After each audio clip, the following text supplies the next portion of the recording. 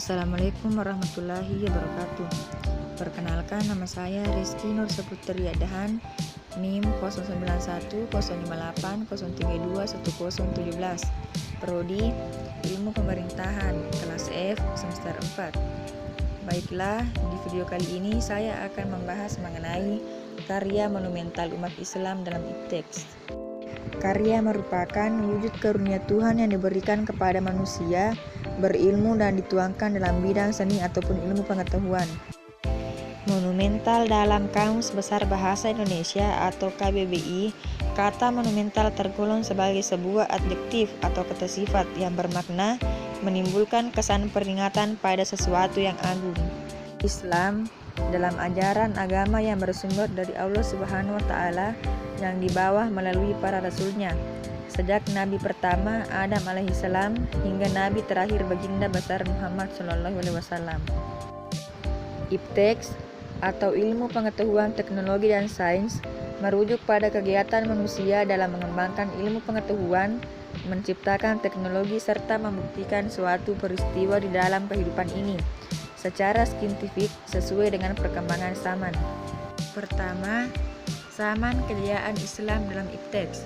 Pada masa Daulah Abbasiyah dari tahun 132 sampai 923 Hijriah atau 750 sampai 1517 Masehi, Islam pernah menguasai dunia selama lebih dari 700 tahun lamanya. Kejayaan Daulah Abbasiyah dimulai dari berdirinya hingga sampai pada masa pemerintahan Khalifah Al-Wathik Billah tahun 232 Hijriah sampai 879 Masehi. 2. Sebab-sebab kemajuan umat Islam di bidang IPTEX. A. Agama Islam. Fanatisme agama yang kuat ini memberikan dorongan yang sangat kuat kepada umatnya untuk melakukan pencapaian-pencapaian di bidang ilmu pengetahuan dan teknologi. B. Pemerintah yang berpihak kepada ilmu pengetahuan.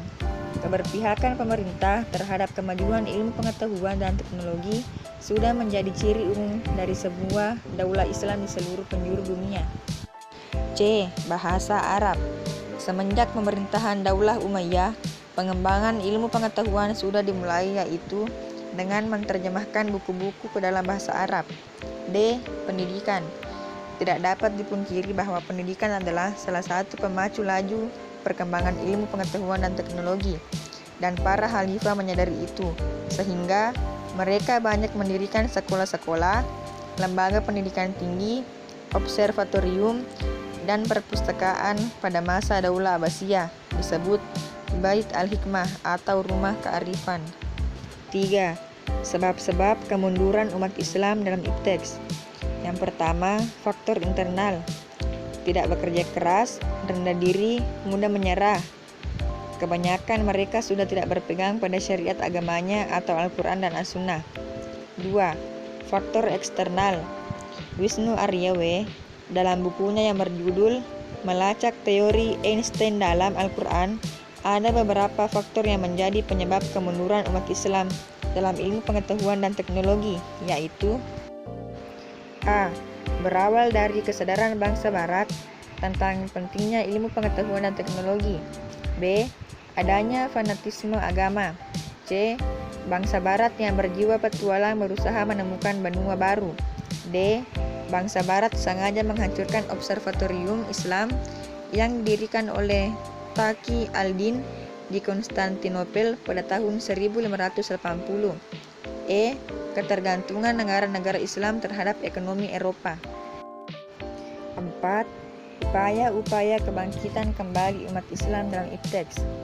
Adapun upaya-upaya yang seharusnya dilakukan oleh umat Islam seperti A.